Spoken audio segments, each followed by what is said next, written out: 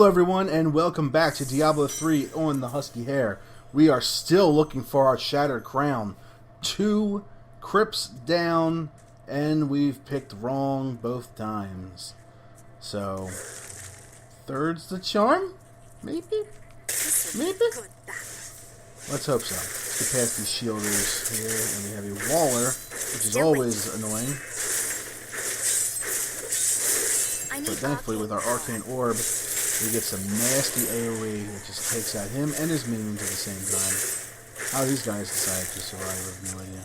So let's check out this Defiled Crypt. Oh, we have a Protection Shrine. Not bad, not bad.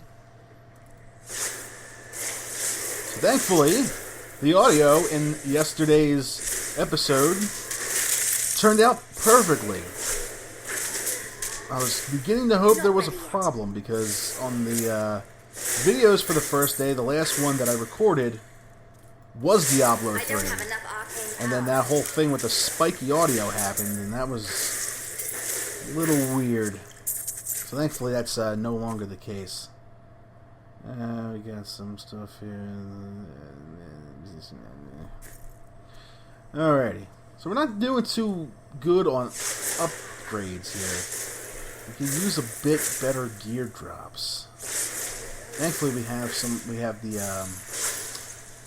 Oryx. What was that? This minister or assistant or something like that up here with the crown. If this is the Defiled Crypt that we're looking for, or maybe we screwed up again and picked the wrong one. Who knows? Either way, we should have a nice drop from him. We're getting a lot of crafting mats here. I wonder if they put more emphasis on crafting as the updates went on. Yeah, I've missed plenty of updates. So, it's a possibility that I'm just hoping for gear when I should be looking to craft. Well, once we get the crown, and we head back to New Tristram, we're going to have to check out what Hadric has to offer. Perhaps that's what we should be doing.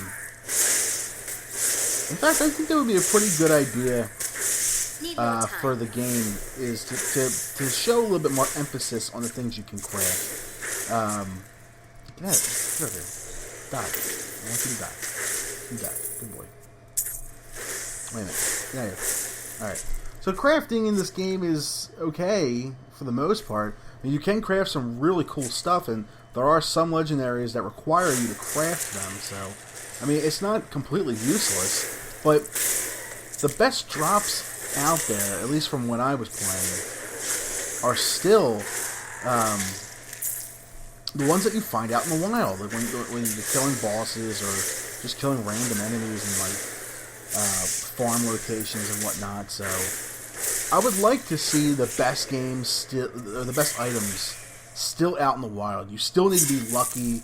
You need to get, magic find gear, whatnot. Absolutely, don't take that away, because that's like an essence of Diablo. But it would be cool. Oh, cool. We are in the right Defiled Crypt. Good. So it would be cool, however, to make crafting an integral part of the game, to where you're going to find some cool stuff, sure, but if you want competitive stuff to keep the effectiveness in combat, so to say, a good level, whatnot, you want to say, as you're leveling up and going through the game, it would be cool to see that be entirely surrounded in the crafting system. There's probably some who would disagree with that, and I'd like to actually hear some plus 25% experience. Ace. I'd actually like to hear some of your opinions on that. Do you like the crafting system in games like this, the whole loot farming games and whatnot? Or would you rather there be no crafting and just stick entirely with the loot system? I will not allow you to bring that honestly, I think back to this world. I think the crafting complements Diablo 3 pretty well. It's just, for the most part, I found myself just going through rifts and just trying to see what I can find through that, and that's cool. But it would be interesting to see what it would be like if that's not the only part of the game. If you have the ability to farm some rifts and get some crafting materials from there. Go back, create your new stuff. So make the rifts entirely about getting crafting mats, and then crafting legendaries and seeing what kind of stats you can get.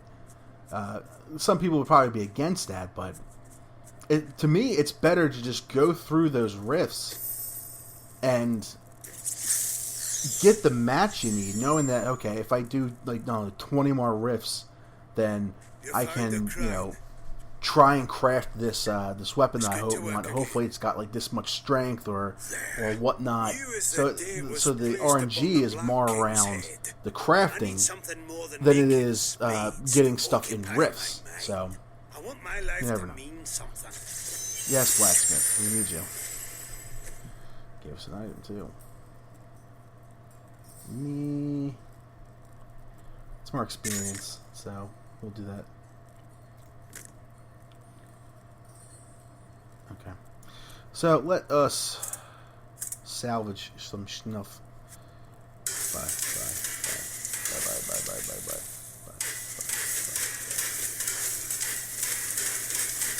Alright, so we have some arcane dust here. Let's forge some more, see what we can get here. Actually, you know what? Let's train them up. There you go. Chest armor. Level 20, 14, 8. Can we craft this? We still don't have... Really? We still don't have enough reusable parts. That's interesting. Oh well. I have the crown. I have the crown. Let's do this. Wave of Force. Diamond skin is nice. Keep the Frost Nova for right now. We're still waiting for level 11 to get Obliteration. Increases the speed, but reduces the area of effect. But it does increase damage, so that might be something we're going to have to look into. Magic Missile, we got to do with Shock Pulse. I do like Shock Pulse. Let's change Shock Pulse right there. Okay. Okay. So we're heading back to the Cathedral. Because now we can head down here into the Royal levels. Insert the crown there, which is the key. Cathedral, level 2. They made the cathedral look so nice. It looked like a dump back in Diablo 1. That's decent damage, but still do more. Excuse me. Still do more with our Arcane Orb. But this is where this skill comes in handy, when you have a widespread area of enemies around you.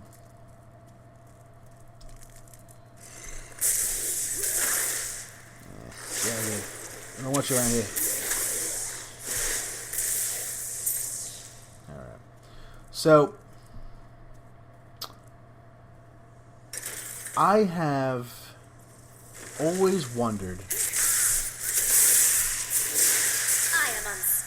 where they're going to go with this story, especially after Malthael. Little spoilers here, so for those of you who have not beaten Diablo 3, where have you been? No, but seriously. They're obviously most likely going to be coming out with another expansion pack. It just makes sense. The game still has plenty of life in it. They're definitely trying to get as much I don't know, maybe not as much, 12 years out of this game like they did with Diablo 2. So I could definitely see them getting a few more years out of this before Diablo 4 talk is even rumbling up. And it's just weird to me thinking about that. Not accept this. It's not my time to die. Okay. Oh, he's pissed. Okay. So, it's weird for me thinking about Diablo 4 when it took us so long to get Diablo 3, but that's the way it might be nowadays. I doubt we're ever going to see Blizzard wait another 12 years to bring out one of its main franchises again. The only exception maybe being World of Warcraft, because it's still so highly played, even though it has dropped down by a ton of subscribers. It's still very, very popular. Oh, wait a minute. Oh, that's number 2. It was Lazarus. Of that I am certain. So, I wonder what they're going to do with the story now that Malthael is dead. The Black Soulstone, I think it was, if I remember correctly, it's been a while since I fought him. Ooh, Treasure Goblin. Treasure Goblin. No. No.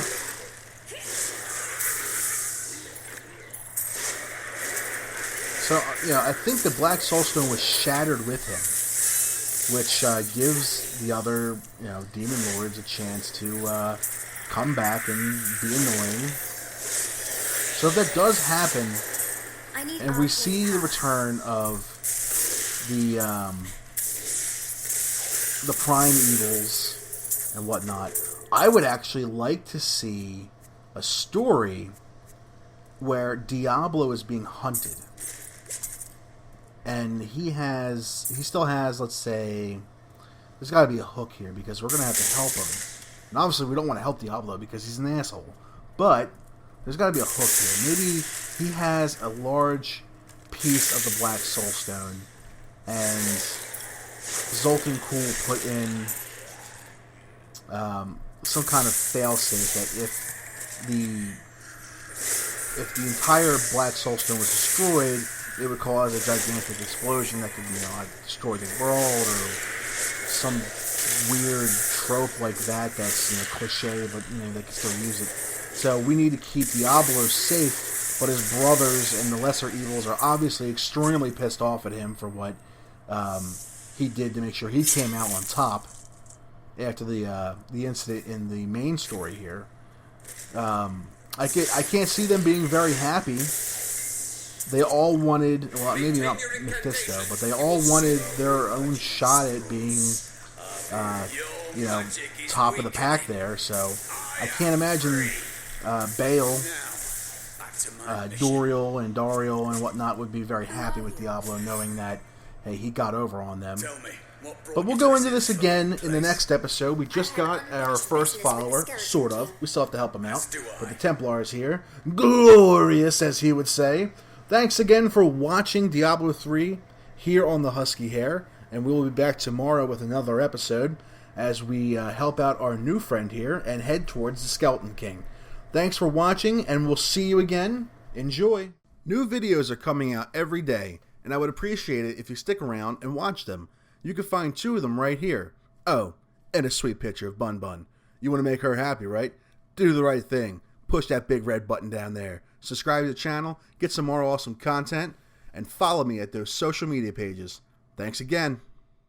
Thank you all again for watching this video. I don't have any sponsors to plug, but I do co-own a startup company called Dropster, which just released a new product called OpenFeed, which can be found at openfeed.io. OpenFeed is a real-time information center for gamers and journalists to ensure they stay up to date with everything happening in the gaming industry. OpenFeed is free to use and ready to enhance the way you get news about everything gaming.